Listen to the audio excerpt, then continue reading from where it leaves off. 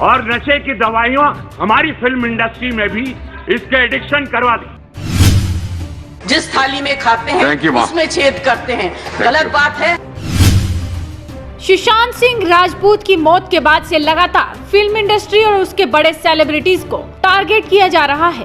पहले film industry में nepotism और खेमेबाजी का मुद्दा काफी गर्म रहा था और अब पिछले कुछ दिनों से बॉलीवुड में ड्रग्स के इस्तेमाल पर काफी चर्चा हो रही है। इस बहस में जहां कंगना रनौत जैसे कई बॉलीवुड सितारे भी शामिल हो चुके हैं, तो वहीं सीधे फिल्म इंडस्ट्री के बड़े सेलेब्स को टारगेट भी किया जा रहा है। मानसून सत्र के पहले दिन बीजेपी सांसद रवि किशन ने ड्रग्स मामले को लोकसभा में उठाया था। साथ ही सरकार को तस्करी और इसका इस्तेमाल करने वालों पर सख्ती से रोक लगाने की बात भी कही थी। और नशे की दवाइयां हमारी फिल्म इंडस्ट्री में भी इसके एडिक्शन करवा दी। अरे सुनो यार, हमारी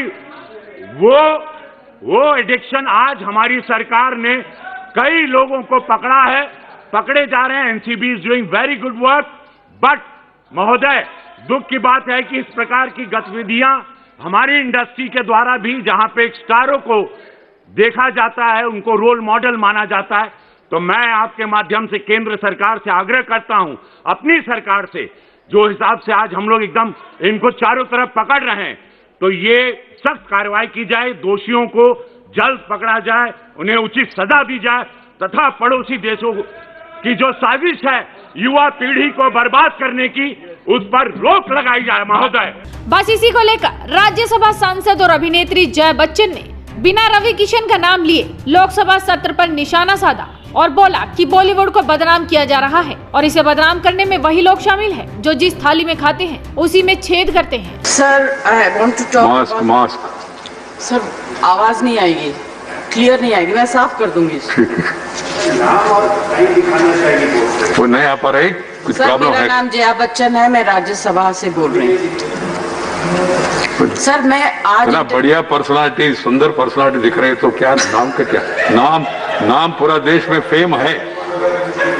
सर, बहुत बहुत शुक्रिया आपने जो कहा, मगर यही नाम जिसको डिफेम करने में आज लोग लगे हुए हैं, उसके बारे में चर्चा करना चाहती हूँ।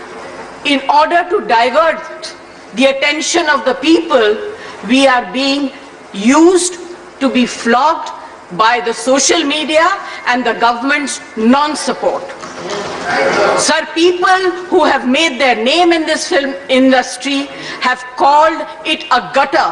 I completely disagree and I really disassociate, and I hope the government tells these people who have made their earning, name and fame in this industry to stop using such language. There are people in the entertainment industry who are some of the highest taxpayers. They are still being harassed. All kinds of promises are being made to entertainment industry but never ever kept. Sir, I get very worked up and very emotional. I have too many things to say, but you're not giving me enough time and opportunity to speak. Sir, I think the government must stand by the entertainment industry, because the entertainment industry always comes forward to help the government in whatever good work that the government takes up.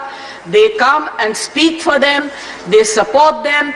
If there is a national calamity, they come forward, they give money, they give their services. I think that it is very, very important that the government must support this industry and not kill it just because there are few people.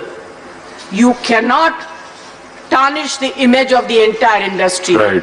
This industry brings international name and recognition also, apart from the political people.